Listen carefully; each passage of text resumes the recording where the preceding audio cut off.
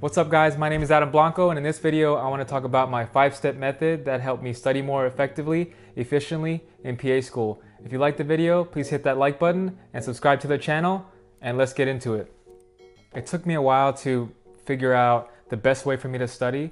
So on my 3rd semester I started implementing this method, and I feel like I really was able to study in less time. This is the 5-step method that I'm going to share with you guys. Let's get started. Step 1 is going to be watching lectures on 1.5 to 2 times speed. Now I know it sounds like, how can I understand what the lecturer is talking about in that fast speed?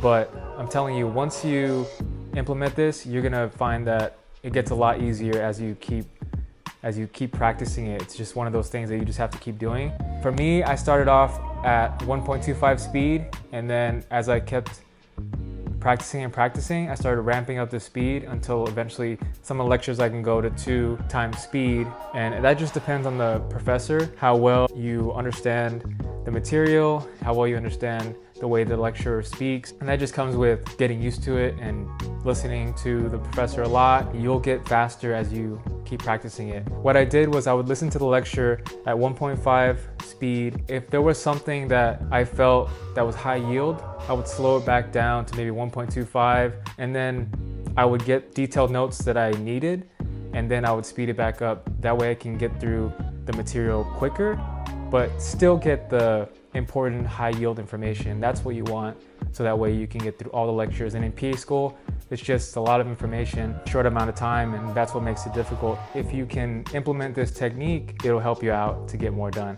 Step 2 is making flashcards, and the flashcard app that I recommend is called Anki. My method of making flashcards is have the lecture PowerPoint notes on one side, and then I have the Anki app on the other side. When I have them side by side, I can basically pull things from the PowerPoint that are relevant to the material that I want to learn. I usually make flashcards in question and answer format, so that way I get used to those little concepts. I break things down into questions and answers. When I see something like an image that is relevant to the question and answer, then I'll screenshot that specific picture or image, and then I'll put it onto that card, and that way I know where the information came from, and then I have a reference on where I can find more information. It's something I can go back to.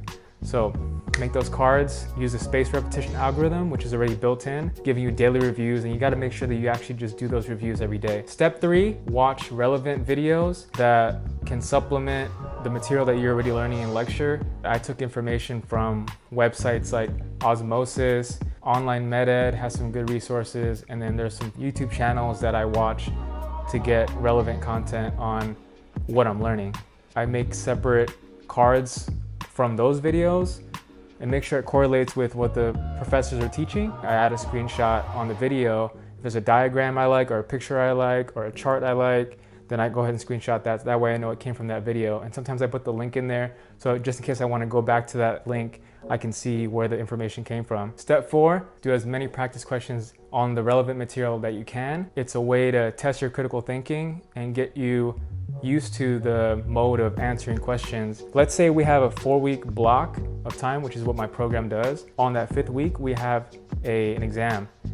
And I don't usually get into practice questions heavy until that week before we're gonna take that exam on that Monday.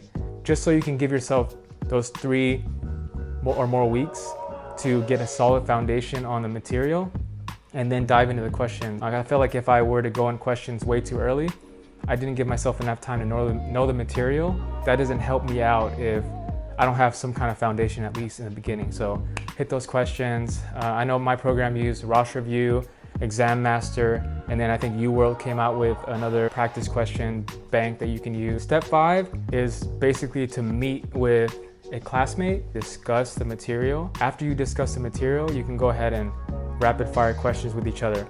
And I didn't use this early on because I felt like I was getting the material, but I wasn't sticking in my mind fast enough. Maybe the last few semesters of my 1st year, that's when I started incorporating more of that type of style. And I feel like it helped, especially with case studies. That helped kind of put everything together. If you feel like these tips helped you, let me know if you tried this out. Hit that like button, subscribe button. If you want any tips on how to increase productivity at home, I made a video on time setting So check that out. I'll see you in the next one. Thanks for watching.